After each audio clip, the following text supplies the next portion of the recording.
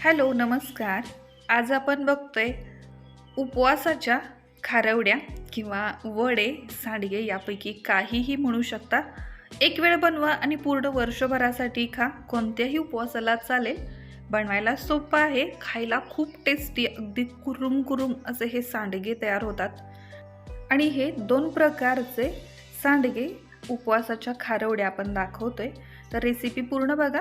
Video जर आवडला तर प्लीज व्हिडिओला एक लाईक करा. चॅनलला सबस्क्राईब केलेलं नसेल तर सबस्क्राईब करा. त्यासमोर येणारं बेल आयकॉन प्रेस करा. एक कमेंट करून मला नक्की सांगा की या उपवासाच्या खारवड्या तुम्हाला कशा वाटल्या ते. तर चला बघूया कशा बनवायच्या ते.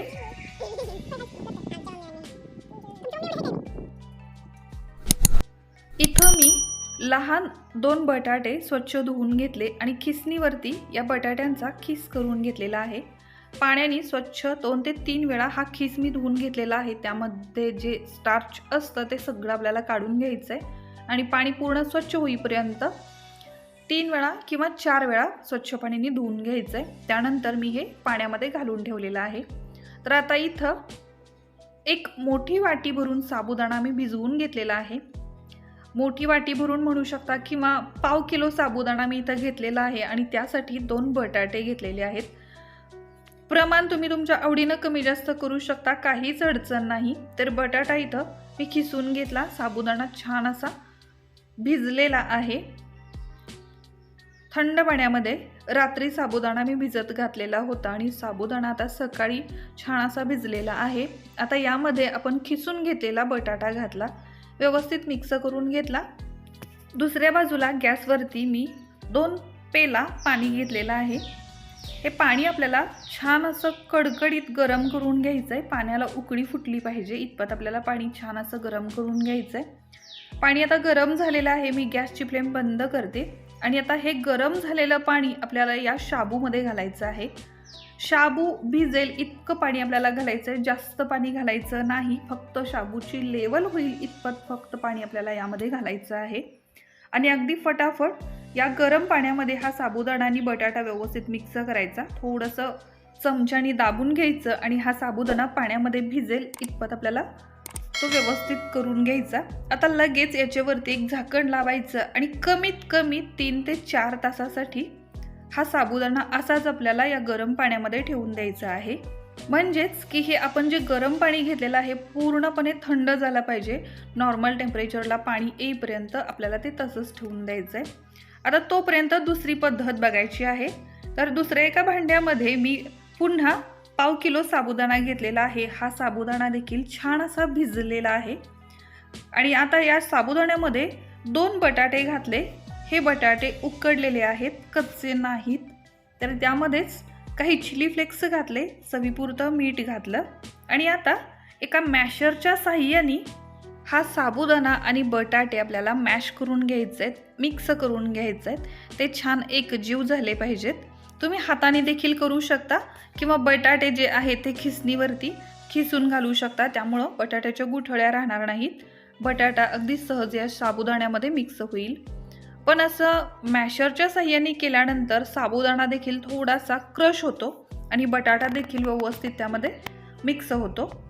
तर आता साबुदाणा जर जास्त कोरडा वाटत असेल तर याच्यावरती पाण्याचा एक शिंपडा देऊ शकता तुम्ही. त्यामुळे ओलसर होईल आणि आपल्याला हे मॅश करून घ्यायला सोपं पडेल.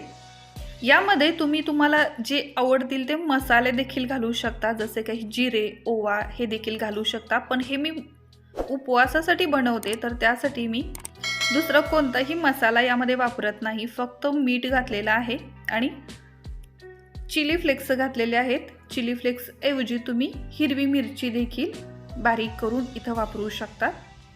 तर आता पूर्ण 6 ते 7 मिनिटं हे मी छान असं मॅश करून घेतलेलं आहे आणि बघू शकता बटाटा आणि साबुदाणा छान एकजीव झालेला आहे. आता आपल्याला याच्या खारवड्या बनवून घ्यायचे आहेत, याचे सांडगे आपल्याला बनवून घ्यायचे आहेत. तर त्यासाठी पाण्यामध्ये थोडासा हात बुडवायचा आणि यामधलं थोडंसं मिश्रण घेऊन एका ताटामध्ये किंवा परातीमध्ये याच्या खारवड्या छोटे छोटे तुकडे करायचे. हे असे सांडगे तोडून घ्यायचे. तुम्ही हे चकलीच्या साच्याने देखील करू शकता, पण उन्हात न जाता सावलीत बसून अशा खारवड्या बनवायला सोपं पडतं. या परातीला आणि ताटांना थोडंसं तेलाने मी ग्रीस करून घेतलेलं आहे, कारण या खारवड्या हे सांडगे सुकल्यानंतर अगदी सहज मोकळे होतात. ते अजिबात परातीला किंवा ताटाला चिकटणार नाहीत. तर अशा प्रकारे छोटे छोटे याचे सांडगे तोडायचे आहेत. बनवायला सोपे आणि खायला खूपच कुरुम कुरुम असे टेस्टी हे सांडगे तयार होतात. एक वेळ बनवून वर्षभरासाठी आपण हे वापरू शकतो. बाहेर उन्हात न जाता सावलीत बसून हे अगदी फटाफट तयार होतात. अगदी लहान मुलं देखील याला बनवू शकतात. आणि आता हे सगळे माझे बनवून झालेले आहेत. हे बनवून झाल्यानंतर हे उचलून असंच उन्हामध्ये ठेवून द्यायचं आहे. एका उन्हामध्ये छान कडकडीत वाळतात, तरीही 2 दिवस यांना छान असं वाळवून घ्यायचं आणि वर्षभरासाठी साठवून ठेवायचं. आता आपली दुसरी पद्धत बघूया, ज्यामध्ये आपण गरम पाणी घालून ठेवलेलं होतं. ते जवळजवळ 4 तासानंतर बघू शकता आपण यामध्ये घातलेलं सगळं पाणी या साबुदाण्याने शोषून घेतलेलं आहे. आणि हा आपला साबुदाणा आणि बटाटा जवळजवळ 80% शिजलेला आहे. आता या साबुदाण्यामध्ये आपल्याला तिखट घालायचं आहे, तर त्यासाठी 4 हिरव्या मिरच्या जाडसर मी कुटून घेतलेल्या आहेत. या मिरच्या कुटून घेतेवेळी त्यामध्ये देखील मीठ घातलेलं आणि नंतर पुन्हा थोडंसं चवीपुरतं मीठ मी इथं घातलेलं आहे. मी इथं हिरवी मिरची वापरलेली आहे. या ठिकाणी तुम्ही लाल तिखट वापरू शकता किंवा चिली फ्लेक्स देखील घालू शकता किंवा नॉर्मल ठेवलं तरीही चालेल, पण थोडंसं तिखट घातल्यामुळं या सांडग्यांना खूप छान अशी चव येते. तर आता हे पीठ देखील तयार झालेलं आहे. आपण सांडगे बनवायला घ्यायचे आहेत. सांडगे बनवण्यासाठी हे परफेक्ट तयार झालेलं आहे. आपण यामध्ये घातलेलं पाण्याचं प्रमाण अगदी परफेक्ट होतं, त्यामुळे आपल्याला सांडगे तोडायला सोपं जातं. तर आता एक प्लास्टिकची शीट मी अंथरून घेतलेली आहे. हे सांडगे मी डायरेक्ट उन्हामध्ये घालते, तर त्यासाठी या प्लास्टिकच्या शीटवरती छोटे छोटे या प्रकारे हे सांडगे तोडून घ्यायचे. हे सांडगे देखील तुम्ही मशीनच्या साहाय्याने घालू शकता, पण असे हाताने सांडगे तोडायला खूप सोपं पडतं आणि फटाफट होऊन जातं. अगदी लहान मुलं देखील आपल्याला या ठिकाणी मदत करू शकतात.